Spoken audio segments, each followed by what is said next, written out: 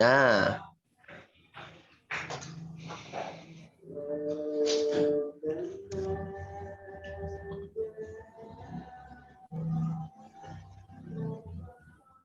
mulai.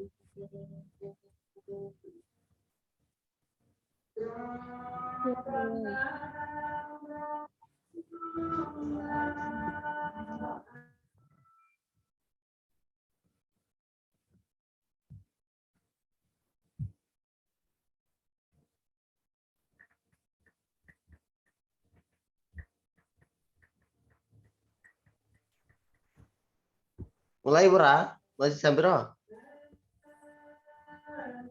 Ya ndang mulai Om. Assalamualaikum warahmatullahi wabarakatuh.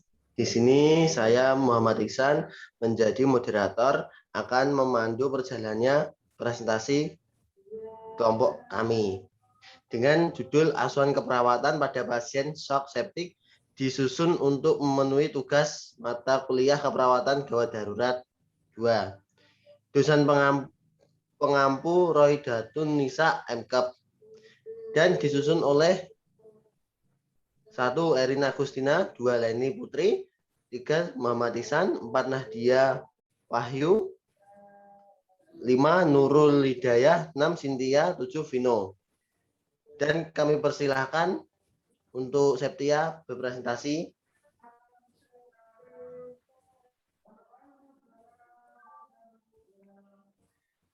Saya Cynthia akan mempresentasikan asuhan keperawatan pada pasien dengan shock septic. Next.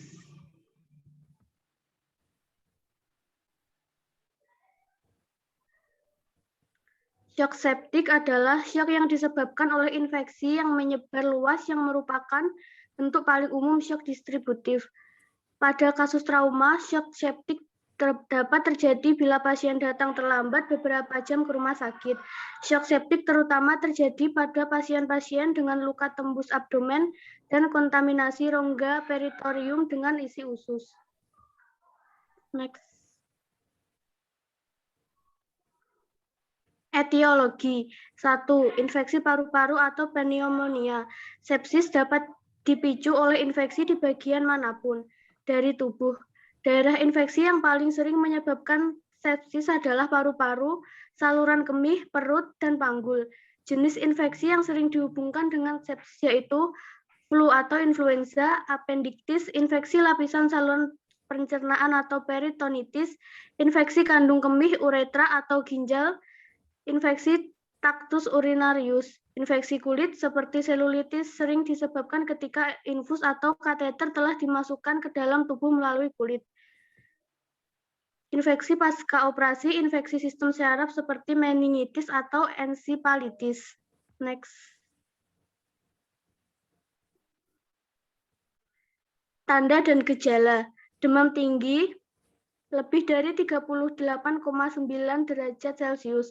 Sering diawali dengan menggigil dan kemudian suhu turun dalam beberapa jam. Jarang hipotermi. Takikardi atau denyut jantung cepat lebih cepat dari 100 denyut per menit. Hipotensi kurang dari 90 sistolik mm/Hg. Sakit kepala, sianosis, menurunnya jumlah frekuensi dan jumlah buang air kecil, gelisah, dan penurunan kesadaran. Next. Fase-fase shock septic. Dalam shock septic terjadi dua fase yang berbeda, yaitu A. Fase pertama disebut sebagai fase hangat atau hiperdinamik, ditandai oleh tingginya curah jantung dan fase curah jantung dan fase dilatasi.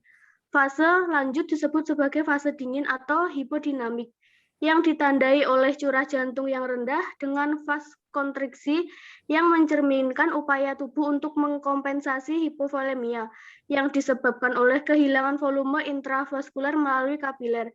Pada fase ini, tekanan darah pasien turun dan kulit dingin dan serta pucat. Suhu tubuh mungkin normal atau di bawah normal. Frekuensi jantung dan pernafasan tetap cepat. Pasien tidak lagi membentuk urin dan dapat terjadi kegagalan organ multiple. Next.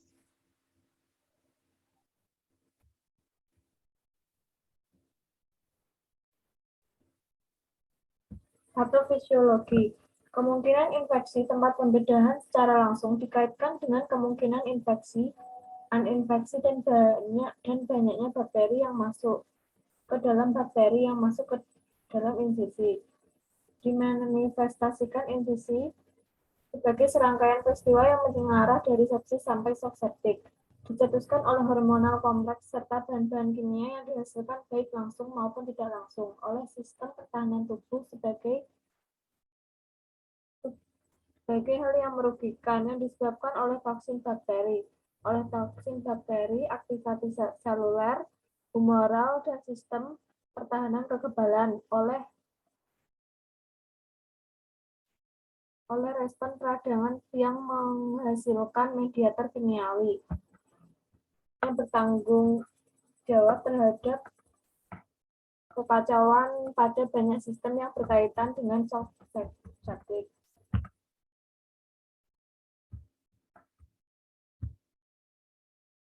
Pemeriksaan penunjang. 1. Biakan dari darah, sputum, urin, luka, operasi atau non-operasi, dan aliran invasif atau selang atau kateter. Hasil positif tidak perlu untuk diagnosis. Kedua, leukositosis atau leukopenia, trombositopenis, granulositoksik, CPR +1, LED meningkat, dan hasil biakan kuman penyebab dapat positif atau negatif. Yang ketiga, tes darah arteri, yaitu alkalosis respiratorik terjadi pada sepsis, pH kurang lebih dari 145, PCO2 dengan hipoksemia ringan, P2 sampai R0. Yang keempat, kultur, yaitu berupa luka, sputum, urin, dan darah, untuk mengidentifikasi organisme penyebab sepsis. SDP. HT mungkin meningkat pada status hipovolemik karena hemokonsentrasi leukopenia atau penurunan SDP terjadi sebelumnya, diikuti oleh pengulangan leukositosis 15.000, 30.000 dengan peningkatan pita atau berpindah ke kiri yang mempublikasikan produksi SDP tak matur dalam jumlah besar. Elektrolit serum. Berbagai ketidakseimbangan mungkin terjadi dan menyebabkan asidosis, perpindahan cairan, dan perubahan fungsi ginjal.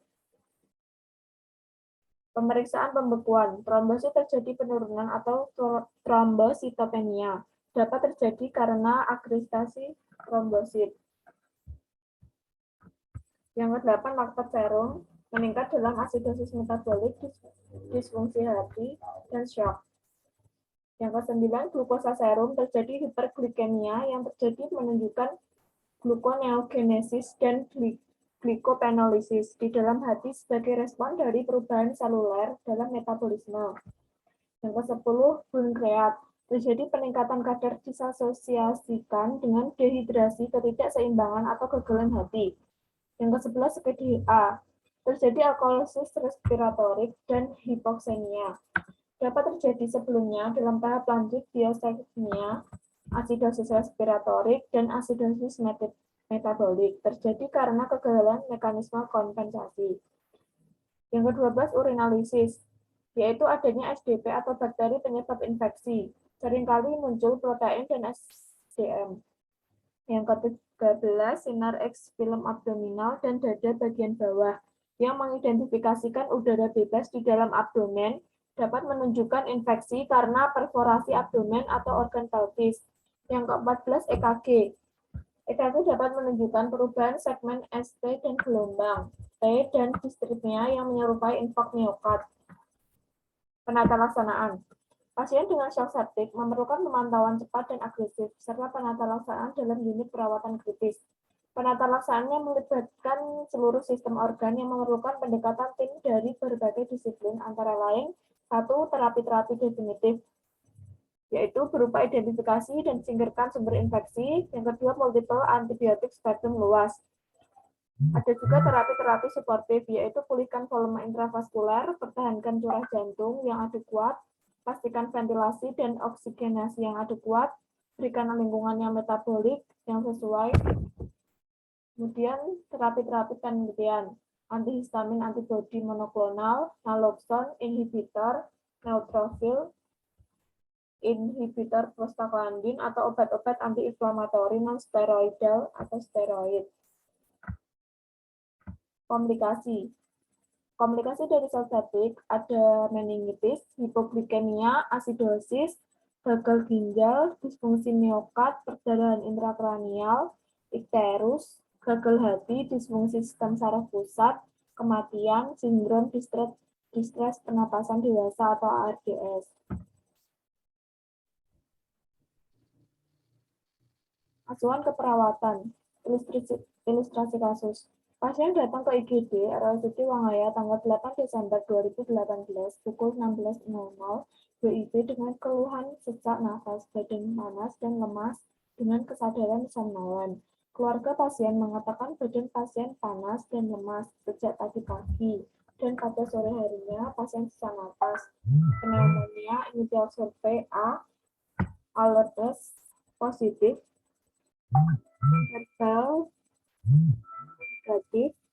verbal positif, pennya negatif, dan unrespon. Pengajian.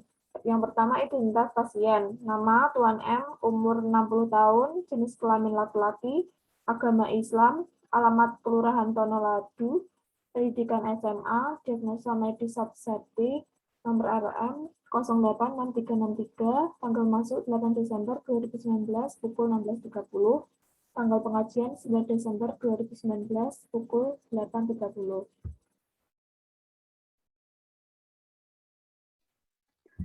Dua Riwayat kesehatan. A. A. Alasan masuk. Sesak nafas, badan panas, lemas, tidak mau makan minum. B. Riwayat kesehatan dahulu. Keluarga pasien mengatakan pasien memiliki riwayat diabetes mellitus. C. Riwayat kesehatan sekarang. Pasien datang ke IGD RSUD Winggaya tanggal 8 Desember 2015 pukul 19.00 WITA dengan keluhan sesak nafas, badan panas, dan lemas dengan kesadaran somnolen. Primary survey, A. Airway, keadaan jalan nafas pasien tidak dapat bernapas secara spontan, tingkat kesadaran somnolen, pernafasan dyspnoe, benda asing di jalan nafas tidak ada, bunyi nafas ronki, hembusan nafas terasa. B. Breathing, jenis pernafasan dyspnoe, pola nafas sesak, frekuensi pernafasan 25 kali per menit, saturasi oksigen 90%, retraksi otot bantu nafas ada, kelainan dinding toraks simetris, tidak ada perlukaan ataupun jejas, bunyi nafas ronki, hembusan nafas terasa. C. Sirkulasi, tingkat kesadaran somnolen, perdarahan internal atau eksternal tidak ada, capillary refill kurang dari 3 detik, 100 kali per menit, tekanan darah 90/60 mmHg, akral perifer hangat. D. Disability, pemeriksaan neurologis GCS E3, V3, M4, refleks fisiologis positif, refleks patologis negatif, skala nyeri tidak terkaji, kekuatan otot tangan kanan 3, tangan kiri 5, kaki kanan 5, kaki kiri 5. Exposure, tidak terdapat luka atau jejas pada tubuh pasien dan keadaan emosional pasien tidak terkaji. Pasien dengan kesadaran somnolen. B. Analisa data. Data fokus. DS. Keluarga pasien mengatakan pasien sesak nafas dan badannya lemas. DO. A. Pasien tampak sesak. B. Pasien dengan kesadaran somnolen. CRR 25 kali per menit. D. Nadi menit. Pasien tampak menggunakan retraksi otot dada. FPH height 7,55 dalam kurung 7,35 sampai 7,45. Data subjektif yang kedua, keluarga pasien mengatakan badan pasien panas sejak tadi pagi, DU suhu 38 derajat Celcius, GCS E3, V2M5. Pasien tampak sesak, memberikan O2, NRM 10 TPM, saturasi oksigen 90%, NK liter per menit. Posisi tidur etiologi yang pertama yaitu shock sepsis. Masalah keperawatan pertama, gangguan pertukaran gas berhubungan dengan perubahan membran alveolar kapiler. Etiologi yang kedua, proses infeksi ditandai dengan keluarga pasien mengatakan badan pasien panas sejak tadi pagi. Masalah keperawatan yang kedua, hipertermi. Next.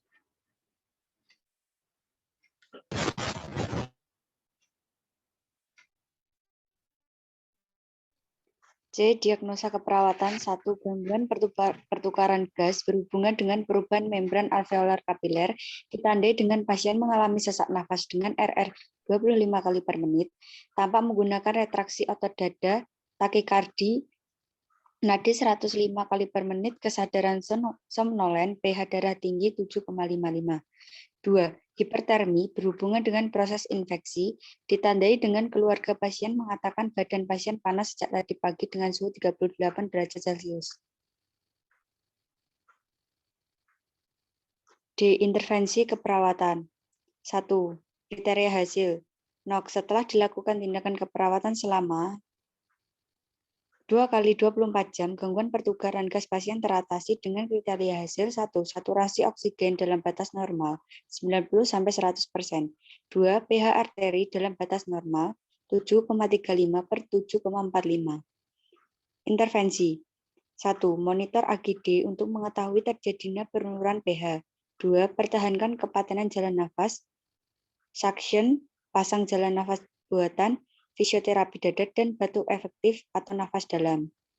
3. Monitor status pernafasan, RR nadi, penggunaan otot bantu pernafasan, dan diaporesis. 4. Berikan ventilator mekanik jika diperlukan. Diagnosa kedua, kriteria hasil. Setelah diberikan asuhan keperawatan selama 1 kali 24 jam, diharapkan menunjukkan suhu tubuh pasien dalam batas normal dengan kriteria hasil 1. Kulit pasien tidak kemerahan. 2. Suhu tubuh dalam batas normal 36-37 derajat Celcius. 3. Kulit pasien tidak terabangat. Intervensi 1. Pantau suhu pasien, derajat dan pola. Perhatikan menggigil atau diaporesis. 2. Pantau suhu lingkungan, batasi atau tambahan linen tempat tidur sesuai indikasi. 3. Berikan kompres mandi hangat pada lipatan paha dan aksila. Hindari penggunaan alkohol. 4. Tingkatkan intake cairan dan nutrisi. 5. Kolaborasi dengan pemberian antipiretik, misalnya ASA, aspirin, acetaminophen, atau Tylenol. Next. Sekian presentasi dari kelompok shock sepsis. Saya kembalikan ke moderator. Baik, terima kasih atas waktunya untuk semuanya yang berpresentasi. Dan ini presentasi dari kelompok kami sudah selesai. Dan sekian, terima kasih. Assalamualaikum warahmatullahi wabarakatuh. Waalaikumsalam warahmatullahi wabarakatuh. Waalaikumsalam warahmatullahi wabarakatuh.